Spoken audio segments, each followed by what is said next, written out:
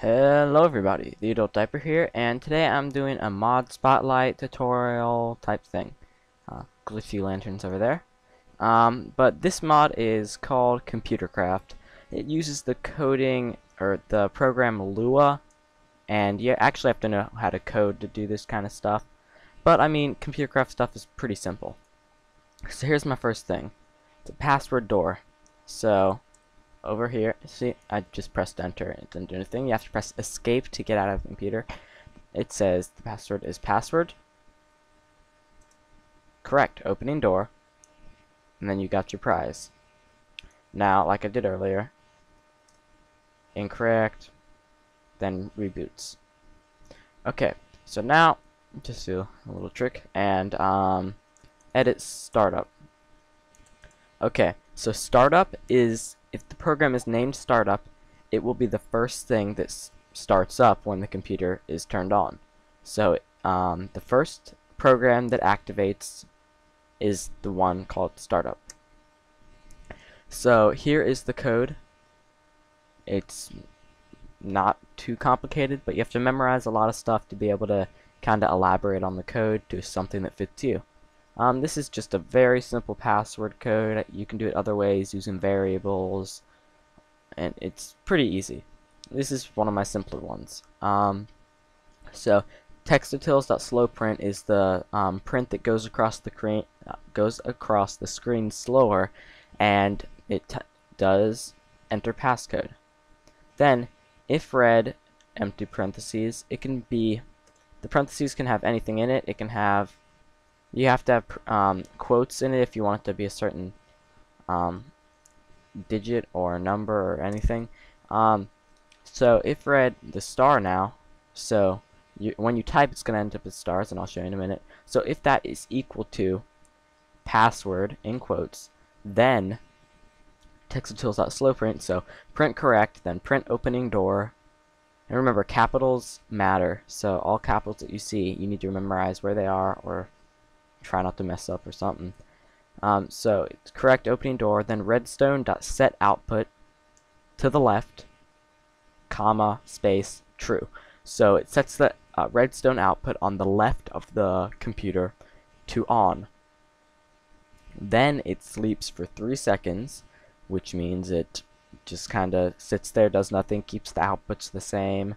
Then set the redstone output on the left side of the computer, to false. Then sleep for 1 second. Then reboot the computer, os.reboot. Then else means if they don't type in password. So then print incorrect password, sleep for 2 seconds, then reboot the computer. And for every if that you have in your code, so this if here, my Skype is acting up, so if read blah blah blah blah blah. So if you have an if in your code, you have to have an end at the end of the code. So let's save it without it. So reboot.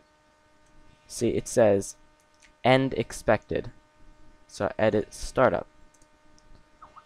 And I might just mute my Skype in a second.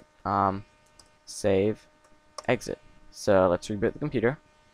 Enter passcode. Now remember, I changed that place if read to a star. Now whatever I type in will be stars. Doesn't change the code at all. And let me just turn my Skype on, or turn my Skype off. Okay. Okay. And do not disturb, and we're good. Okay. Now we're going to floppy disk stuff. Okay, so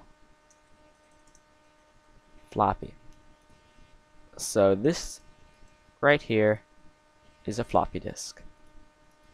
Now, floppy disks are totally overpowered just against computers, but against other floppy disks, there are some tactics to how you can make an unoverridable code. So let's use the floppy disk. Let's edit it. So you can do edit disk /startup, or you can do cd disk. So now we're editing directly to the disk. You can do this with a Lua code or pretty much anything. You can and with this you can use commands without having to be programming a program to, I don't know how to say that, without having to have a program set for doing those commands. So now, since we're in the disk, since we're programming the disk, all we have to do is edit startup, and then if we save it, save to disk/startup. So we were editing the disk, and so we will text-utils.slow print hello world. Now disks are crazy overpowered, so yeah, disk/startup, and then let's program this disk right here, not this one. So edit disk/startup, print override. Okay, now we have the override disk and the hello world disk. So let's put the hello world disk back in there, reboot the computer, hello world. Now let's put the floppy disk with the override in there. So if you guys notice, it does say override there. So what happened was floppy disks, they can overpower other floppy disks depending on what side of the computer it is on. So let's put the computer here. If the floppy disk is here, oh, and by the way, if you wonder how I'm placing a floppy disk on the computer without getting into it, you hold shift. That's how you put modems on it. I'll get into that in later tutorials. So you hold shift and we can put it on all sides, but I will show you guys the order on which sides take power. Okay, so it goes, let's see if I can manage this. There we go. It goes top, bottom, front, back, left, right.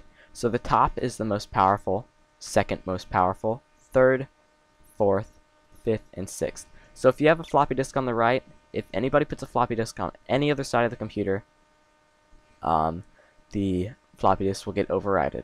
But with this disk drive, it will not. So let's just throw these away.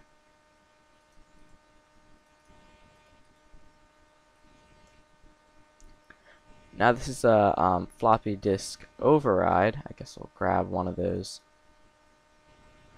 And floppy disks can override password doors. So enter passcode, blah blah blah, incorrect passcode. It's the exact, almost the exact same code as over there. So I think it's password still. Yeah, password, and it opens the door, then closes it. Okay. But if you put a floppy disk in there that has something coded on it for disk/startup, only for disk/startup, and then when you reboot the computer, override. So floppy disks can override any code. Then we can reboot it again without the floppy disk and enter passcode. So it doesn't destroy the code or anything. Now this is a little thing I came up with. It's my keycard door. So what the computer is doing right now is this. It sleeps for 1 second and then reboots. And when it reboots, it turns off, then turns back on, and then startup activates sleep, and then reboots again. So it's on an infinite loop whenever you turn the computer on. So let's reboot it, and it will do that. Now the keycard, let's show you this. Let's get out of there and put the keycard in. Edit disk/startup. Control exit, edit disk/startup. There we go. Okay, so what happens is the disk ejects on the bottom. So if the disk drive is in the bottom, which it is there, it will eject the disk. Then sleep for 1 second so the person can pick it up. You can make it so it doesn't sleep or anything, but I kind of like it when you can pick up the thing, then the door opens. But after that, set the redstone output to the left as true, sleep for 3 seconds, so the door is open for 3 seconds. Then redstone set output left, false. Now the sides for Lua are top, bottom, front, back, left, right. So it's not too hard to do. And they're not capitalized, and you have to have the side in quotes, and then comma. Then reboot the computer. When the computer reboots after this, it will set it back to its infinite loop. So, you can do this. It's on its infinite loop. Now, if I didn't put the os.reboot on the end of that program in the disk, in this disk, then it would just keep the computer like that, and it would be off of its main startup. But when it reboots without the disk, it will send it back on its infinite loop. So it's updating. The reason I have to send it on an infinite loop is because if the computer is just sitting on with a disk drive in it, and even if the disk drive has a disk/startup, it will not detect the disk until it reboots. So it's on infinite loop, so it will detect it every second. So if I placed it and then it reboots, then it detects it and activates the program in the keycard. And I will teach you how to label keycards in a minute. So it will detect it, shoots it out, opens the door. So that's a cool little keycard door type thing.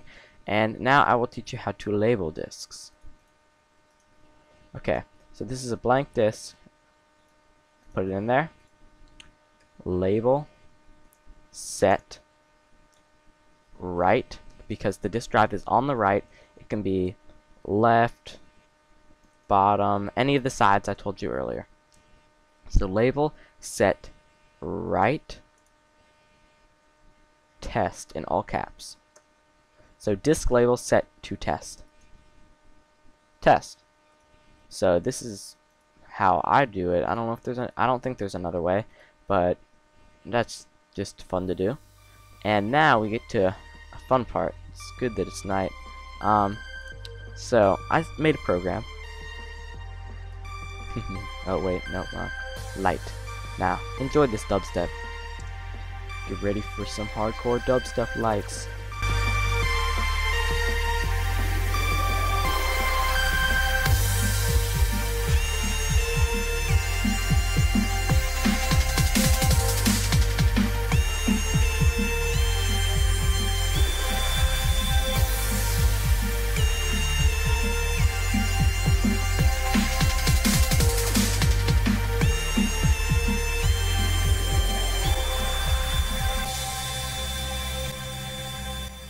Okay guys, I hope you enjoyed some Noise Storm.